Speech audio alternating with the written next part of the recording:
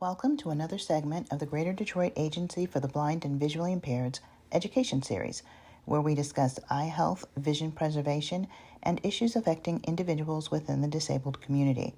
Our segment will begin shortly. Please remember that the information shared in this presentation is meant for educational purposes only. It is not to be construed as medical advice. Please consult your healthcare professional for guidance regarding your own medical care. Good afternoon, everybody. Thank you for joining us for another of our educational sessions. Today, we are joined by Andrey Tomkiw from Dinsmore and Shohl attorneys, and we are going to be discussing the legalities of medical marijuana, but more importantly, how medical marijuana law impacts employability and employment relations in Michigan. So we're looking forward to that conversation. So Andrey, if you could just take a minute to tell us a little bit about yourself and your work at Dinsmore. Oh, great. Thank you. Good morning or good afternoon, whatever time you're watching this. My name is Andrey Tomkiw. I'm a partner with the law firm Dinsmore and Shohl. We're a national law firm. And what I focus on primarily is employment law and representing employers in whatever their needs are, from small employers to large employers to nonprofits to large for-profit businesses. And medical marijuana and then even recreational marijuana, because Michigan has allowed both, have become a big point of contention because people don't really understand what their rights are and what their abilities are and what the law really allows them to do. So this is a very prime topic for us to discuss today. Well, we're excited, glad that it's topical for both the employer side and the employee side, and especially as how it relates to disability. So I'm going to get started by asking you a little bit about just an overview of what Michigan's marijuana laws allow and prohibit. Well, Michigan has two laws, basically. One, first there was a medical marijuana law, which required everybody to have cards and then go to dispensaries, and they had that whole issue. And then they passed a more larger law allowing for recreational use. And they've really addressed how to what volumes people can have, how they can transfer drugs, how they can grow drugs, where they can grow drugs for recreational use, but it also still left the medical marijuana cards intact in place. And I think I'm going to jump ahead, but the primary difference between recreational marijuana in the marketplace and medical marijuana is medical marijuana tends to be stronger. It has more of the practicality, so it has a higher amount of cannabis. But and one of the reasons is so the medical marijuana patients don't necessarily get that high that from THC, rather they get more of the medicinal marijuana. Now they say there's strains out there that have less THC, or they take some THC out that just provides the medicinal component of it. You know, that's marketing, or that could be true. I don't know. But you know, there is a difference between the two, and there's a difference in how they're treated sometimes. So in terms of the law, so even though Michigan allows for this recreational use or medicinal use, is this still federally prohibited? So what happens if you leave the state of Michigan? All right, so Michigan and many other states have permitted marijuana, whether it be recreational, whether it be medical. The federal law still prohibits it. So if you go to an airport, if you go to a federal building, put anything in the federal facility, federal prison, if you go to a federally funded operations, it is still prohibited, and you can be and likely will be arrested for it, and maybe even prosecuted depending on the volume that you have on you. If you're a federal contractor, if you are, if you're traveling, don't forget airports are federally controlled. So if you're traveling in airports, you have medical marijuana on you, even if it's medical and you have a card, you can still be arrested, and the marijuana can be seized, and you can be in trouble. And let's put the federal law issue aside. There's still state law limitations on how much you can have with you. I believe it's under the recreational limits. It's 2.5 ounces that you can have before you get into trouble. So it's not a tremendous amount of volume you can have on you. Also, if you're a grower, if you can have a certain number of plants at home, and it has to be at home, and if you live in a rental house, it has to be your landlord has to agree. And it limits where you can grow. You can't really grow outside unless it meets certain parameters. So even the state law, federal law prohibits it. State law still restricts it. So it's not like it's, hey, I want to grow a tomato plant in my backyard. Um, yeah, so are there laws in Michigan specific to marijuana in the workplace? There are no specific laws that either permitted or not. In Michigan, particularly, other states, you have very specific laws or courts have ruled. Bottom line in Michigan, even if you have a medical marijuana card, you cannot be hired at work, and if you test positive for marijuana, you can be terminated for violation of the employer's drug testing policy or drug policy. The problem with alcohol and marijuana are different in terms of, if I drink alcohol last night, I won't test positive for alcohol today. Versus if I'm a chronic marijuana smoker, and I have smoked, let's say I haven't smoked in 2 days, but I've been chronic prior to that, I will test positive for a long time. So there's no real test to see if I'm really high in the workplace right now. So employers have to really rely on, do you test positive, do you test negative? And they can sometimes tell how high you are or how recently you smoked, but if you have to titrate it, those tests aren't necessarily accurate. So in Michigan, there are no laws. Now, other laws do protect medical marijuana use outside the workplace. Not inside the workplace, but outside the workplace. In other states, such as Massachusetts, it's one of them. They actually have a law they passed in, I forget when it was, probably 2019, that basically said employees who have a medical issue and that have a medical marijuana card and use medical marijuana outside the workplace are protected from discharge so long as the American Disability Act, that would be an accommodation to them. So certain states have to be careful. They can't just fire somebody for positive drug test, and that could potentially be coming to Michigan.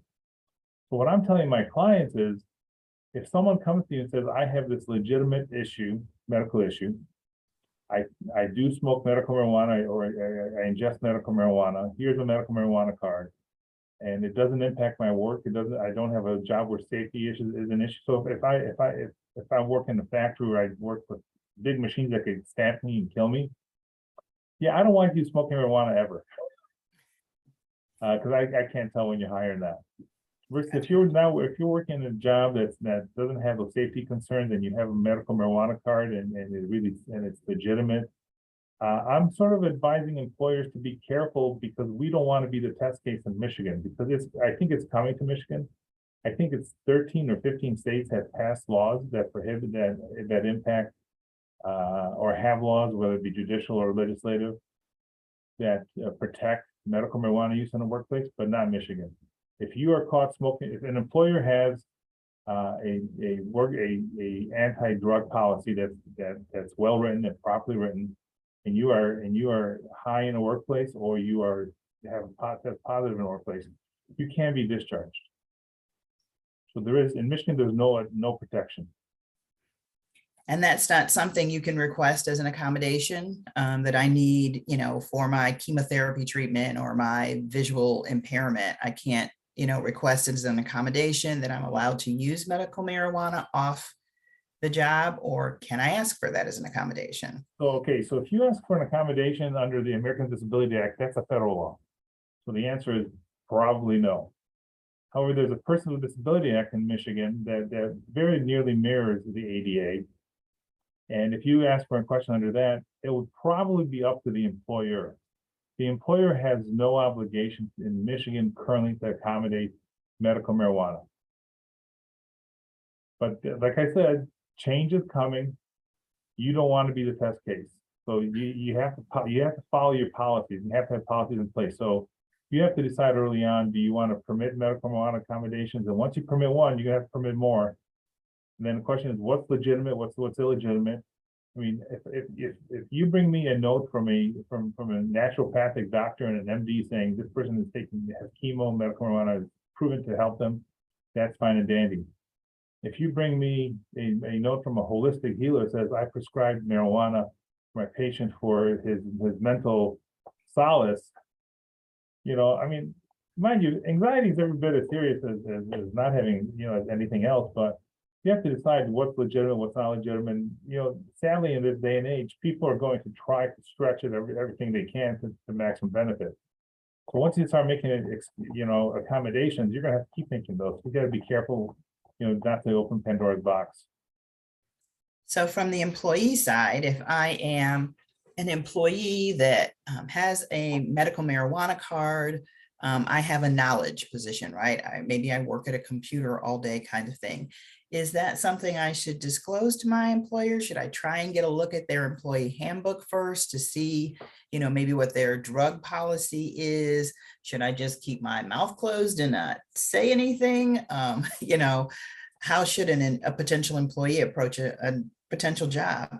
Well, definitely look at the handbook. I mean, the handbooks are in for a reason. Handbooks are not written to be put on the shelf and collect dust. But the employer's policies, and if the employer prohibits drug use or testing positive for marijuana in the workplace, they are most likely have the policy because they're serious about it, regardless if it's a safety position or not, safety sensitive position or not. So if employers that have that policy, you need to sort of figure out what exactly is the employer's policy. Do they enforce it? Do they not enforce it? If they have it, why do they have it? Then you need to determine what you as an employee are going to do. If the employer has a drug testing policy, and you disclose it to them that you use medical marijuana, they may use that as reasonable suspicion to test you. And if you test positive while you're in the workplace on a work time, you could be discharged. So that's entirely, your decision whether or not you're going to disclose that. Now, some employers don't care, don't test. So you have to determine that on a case-by-case basis. Do we have any questions from anybody else at this time before I continue? Yeah, everybody's quiet. So I guess on the other end of that spectrum, then, if you are an employee candidate who, again, has a medical marijuana card, you use this for whatever, health condition you have, and you are at a job that requires pre-employment drug testing, is that probably not a job you should pursue then? Well, if they have pre-employment drug testing and you are a chronic user, you will test positive. And if you test positive, they have the perfect right in Michigan, at least, to say, no, I'm not going to accommodate that. So if you want to just go through the process of a job interview and then get precluded from that job just because you tested positive, that's your call. Now, having said that, let's say it's a perfect job, you're a perfect job candidate for it, the interview goes great. At the pre-employment stage, you may want to disclose your medical marijuana card and your use and the amount of use. Say, look, I'm never high in the workplace. I use it on, I use it for my insomnia just to go to sleep. And I use a little bit before I go to sleep, and I'm not a chronic user. And other than that, the employer may decide to accommodate, even if they have that, because they know it's not a safety sensitive position. Let's say you're a perfect candidate. Otherwise, you're highly functional, add your job skills. They may want to, at the pre-job phase, you have nothing to lose to disclose it, for an accommodation, because you're going to test positive and get excluded anyway. So might as well tell them and see what happens. Make sense? That's a perspective. Do you have any recourse then if it's on the flip side? If you've been working there, maybe for a couple of years, and then the handbook changes and the, employer changes some of their rules and they decide to go around and start doing random drug testing and you test positive, do you have any recourse as an employee at that point in time? Or are you're really subject just to the handbook changes? Well, number one, let's assume that the handbook changes are done properly. Number two, let's assume the handbook change, the content of the drug policy is also lawful and doesn't contain any provisions that are unlawful. Number three, let's assume that the drug testing was done consistent with the policies and consistent with the law, especially when it comes to random testing. Because random testing is a little different than for cause or suspicious testing or reasonable suspicion. So assuming everything was done properly and you test positive, your recourse is nothing. I mean, it's less than nothing. And now there is one area of recourse you may have. In Michigan, for the unemployment laws, they have changed. in terms of eligibility for medical for marijuana. If there are certain circumstances, especially if it's a medical marijuana issue, and if you're not high at work, you just test positive, you may be eligible for unemployment benefits. Previously, you were not. So that is somewhat, it's not that, it's somewhat of a recent change, where even if you're tested, if you're discharged for positive test for marijuana, you would, as an employee, you should still apply for unemployment benefits. You may get them. It's not an automatic rejection like it used to be. I had no idea. I guess I had never thought about the perspective that it could potentially impact your unemployment. Hadn't thought about that. If the employer has a policy and the employee violates it knowingly, that would be misconduct sufficient to disqualify an employee from benefits under the UIA. But the UIA recently has some internal protocol. They changed, loosening the right, the eligibility or determination of misconduct under the UIA. Okay. Oh, I guess I hadn't thought about that at all. Okay. So I have a question. Let's see. Does having a prescription for, okay, I think we've kind of answered this. Prescription for medical marijuana protect you from labor laws? No, right? Or Not in workplace Michigan. policies? In other, Okay. yeah, not in Michigan. In other states, maybe. Okay. So basically, if you are a disabled person, because I think, the question that I've gotten over the years, the confusion I think that people have sometimes is, I'm a disabled individual. Isn't there something federally that protects me that may not protect other people? That's not the case either. Federally, there's absolutely zero, because under federal law, medical marijuana in any source is prohibited. It's illegal. Federally, there's no protection. State law may be, but not likely. Okay, so what are some of the issues that, have you seen any issues arise from the employee side that stand out to you that maybe people should be aware of in particular? Well, what I see standing out is the big thing that happens is employers sometimes get a little lax, particularly in this job market, because it's a tight job market.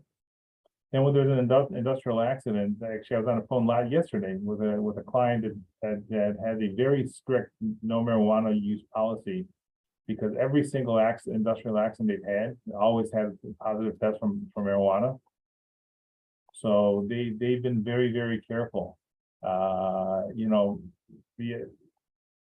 Especially in the hospitality industry. I mean, people that work in kitchens work with knives, cutting, things like that. And marijuana use is very prominent in that industry as well. So it's a fine line of having, where you're cooking, your chef not cut their finger off while they're handling large, sharp knives. These are all concerns that people have from an employee's perspective. People hire you to do your job, and if you're high in the job, you can't do your job. Right. So it's a fine line between, when do you use it, when do you not use it? Are you using it only at home? Does it have carryover effects to the workplace? Only you can decide that, and you have to. Some employers are open to it, so long as the job is suitable for it. Most are not. I have a question. Go ahead.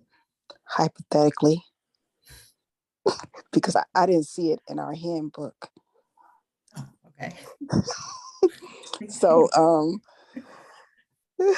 is it a rule at our job for medical marijuana?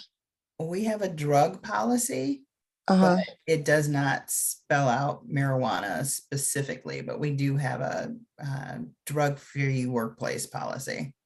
So just in case I make a mistake and smoke on the, I just wanted to make sure. The military has a policy called "Don't Ask, Don't Tell." Okay, all right. Sometimes that's a very wise I policy. mean, just in case one of the other ladies, they might have been scared to ask. I just wanted to ask it for them. Yeah, that's a good call there. Yeah, don't ask, don't tell. Sometimes a very good policy. Okay, as long as I spray some perfume on my clothes first. You're funny. Okay. We are a lighthearted workplace, aren't we? You did bring up the question. You're making me wonder though, Andrey, like you talk about like safety jobs, And then you mentioned kitchen, and I guess I hadn't, put kitchen necessarily with safety, but then when you related it to like chopping up things and knives, what are some of the safety jobs that probably have more regulation around them for drug use? Well, they're not necessarily regulations in terms of it's. So if you work in the factory and there's big machinery moving around, they are more apt to have a stricter drug policy because of safety issues. Some industries and some locations are more predisposed. So I had a client, they were in mid-Michigan. They decided they started a drug testing policy, and they were going to drug test everybody across the board. So they tested a quarter of their workplace all in one day, and almost 100% came back positive. Wow. So they said, "What are we going to do?" And I said, "We're going to scrap that drug policy very fast, because you're not going to have a single employee left." So they put in other programs, but you have to determine. Employers have to determine what they want to do in terms of marijuana, because marijuana use is actually very common and very prevalent now. And having a policy prohibiting drugs is one thing, but if you don't enforce it, if there's every possible litigation over it, the employer's going to potentially be exposed to some litigation by not enforcing a policy they have. So especially if there's an injury and it causes injury to a third party because of the employer's failure to enforce their policy. So I'd be a little concerned about that. But should the employer, especially if it's not a safety sensitive position, go out and vigilantly enforce their drug testing policy? Depends on location, depends on industry, depends on who your manpower is. Sometimes no. I'm thinking of a combination of Kashana's question and your case study example. If an employer did go in, decide to do this widespread, drug testing, and a large percentage of the workforce comes up positive and they decide to enforce action, would employees then be able to say, maybe I've worked here 5 years, I've got, perfect attendance, I've got, high productivity, I've got great annual reviews. On the employee side, with the employee, could that be, a fight for the employee against, possibly being discharged? No, not legally. Okay. I mean, it could be a fight for them for maybe potentially getting unemployment benefits, but there is no recourse an individual would have against the employer for enforcing his policy. Especially if the policy is written properly and it's a lawful policy. There's some policies out there that violate laws and violate the ADA, and so a handful of years ago, the Obama administration decided to change the law to prohibit testing after work accidents, because most work accidents are actually, there's a very high percentage of work accidents that are drug related, very high, very, very, very high. So as a result, people were not reporting workplace accidents because there was always a mandatory drug test affiliated with the workplace accident. So the Obama administration tried to put in place an administrative rule saying you can't have an automatic drug test after workplace accident. You must have certain safeguards in place. Well, they put that in place in the last year, and as soon as the new administration took over, that was gone. But that was very impractical because literally I don't want to say the vast majority, but it's a very high percentage of workplace accidents are drug related. And the employer has to be able to test them to see if there's, especially if there's death or serious injury, the employer has to be able to test them to assess their own potential culpability or liability in that accident. So that was a very bad policy by the White House at that time, in my humble opinion. So then again, though, it's incumbent on the employer to equitably enforce or properly enforce policies that they have, or choose how. So it sounds like you're saying choose how to enforce the policy. Yeah, if you're a room full, if you're if you run let's say a call answering service, There's no machineries around, no knives around, no anything around. Are you going to be as diligent as enforcing your drug testing policies as you are with a manufacturing facility with large stamps where they can, if you fall into a stamp, you can get pressed. You're gone in a second. Or you can lose fingers or arms or appendages. So I think those are very different workplaces. So each employer has to decide what they want to do. Okay. I think you mentioned this a little earlier on, that there's a difference between, I guess, the way marijuana is treated in the workplace and maybe the way alcohol is treated in the workplace. Is there a reason why that difference exists? Well, it's under the laws, I think it's treated the same. The issue is testing. So you can tell if I'm currently drunk. If alcohol's in my system, I'm drunk. And I can tell you can tell what percentage of alcohol is in my bloodstream. So when you ask to blow, if you're ever pulled over for drunk driving, under was 0.8, or I forget what percentage it is. Below that, you're okay to drive. Above that, you're not. There's no such test for marijuana. It's either on or off. It's either you're tested positive or you're tested negative. If you're a chronic user, you're always going to test positive. Okay. So the reason that there's a perception that's treated different in the workplace is because if you're a chronic user, you may not be high at work, but you're going to test positive. Yep. So that's the big difference. Okay. So I guess, does anybody else have any questions as we proceed?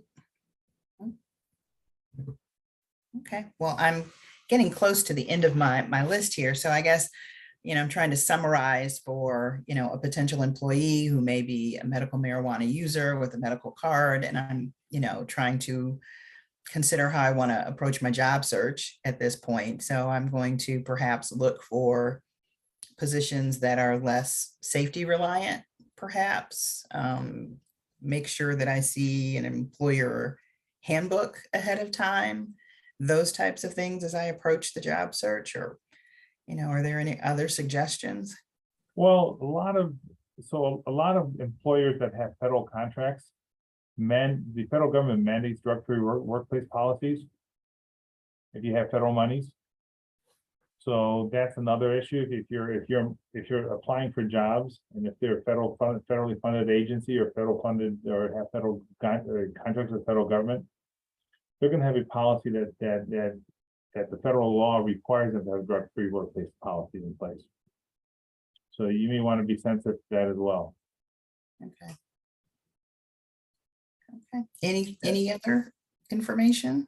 Bottom line is, in Michigan, the marijuana use is, even though it's legal, the employer, there is no legal protection for the marijuana user, whether recreational or medical in Michigan. If the employer wants to fire them for testing positive in a marijuana test, assuming they have the underlying policies in place. Okay. Well, I found this very informational. I hope that other people out there take away some good information for this as well. And I really appreciate you sharing the knowledge with us today, Andrey. Well, thank you. It's been my pleasure. I appreciate these opportunities. No problem.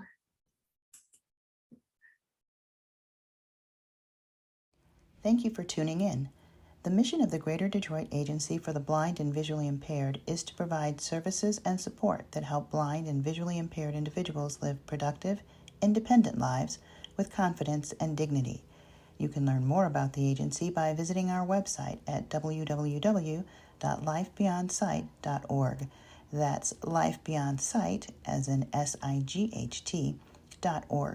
You can also call us at 313-272-3900 or email information@gdabvi.org. That's GDABVI is in our initials.org.